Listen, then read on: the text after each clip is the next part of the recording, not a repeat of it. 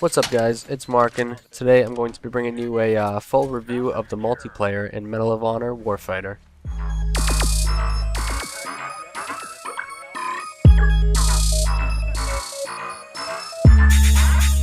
Alright, so first off, the multiplayer aspect of Medal of Honor Warfighter is made by Danger Close, who did the single player campaign in Medal of Honor 2010.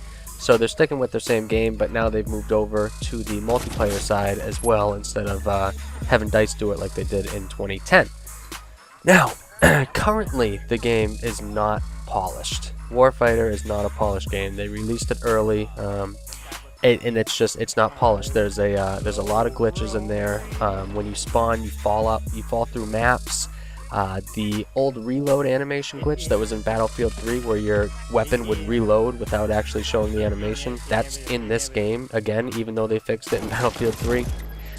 It's been freezing consoles. Xbox, PS3 consoles have just been going through random freezes, and then on PC they've been having a whole bunch of issues with the voice over IP, and it's just a big mess on PC in terms of that. Now, overall, the game plays and feels smooth. It's real nice. The animations are really nice. Movement around the map feels good. Recoil and the weapons feel good. Everything feels good. It's smooth. It's they did a good job. The animations are very well done as well. Medal of Honor and Warfighter in 2010, they had 4 classes to choose from, and in Warfighter they now brought that up to 6 classes. Which is good. It's a real diverse selection you can have, and each class plays entirely different, which is really nice. I have a breakdown of every single class on my channel. I put the link to the playlist in the description so you guys can check it out, but every class plays completely different. Now, the big thing that Warfighter did to kind of differentiate itself from other shooters is they brought in the Fireteam Buddy, and basically what that is you have one person on your squad who is your buddy. You can go to them at any time to refill your ammo, to refill your health, and then also they're a mobile spawn point. There's a lot more aspects of the Fireteam Buddy I could get into, but I just don't have time now. Once again, I have another video on my channel. I'll link that in the description as well, that goes through the Fireteam Buddy a little bit more. The only thing I don't really like about the Fireteam Buddy aspect is at times you'll be chasing your guy around the map trying to get your health or trying to get ammo. They don't have a button like in Battlefield 3. You could push the spot button and it would kind of call out to your teammate if you needed ammo or health. They don't have that in Warfighter, and I think that would be a good little addition to add if they can. Now, in terms of the HUD in this game, it's real busy. You can see on the screen right now there's so much going on the HUD, and at first it's kind of tough to get used to.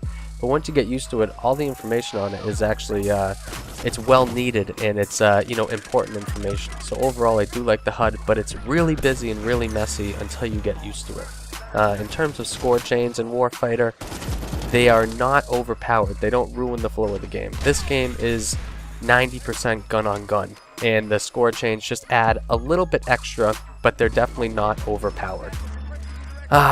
Big complaint I have is the menus in this game. The menu system in the game is just clunky. It sucks. It serves its purpose. It's very, very, very good at what it needs to do. It has a lot of different options in terms of joining matches, in terms of gun customization. That's very well done, but the menus are very, very, very clunky. Now, in terms of the gun customization, it's awesome. There's tons of attachments to use, and they change the weapons drastically.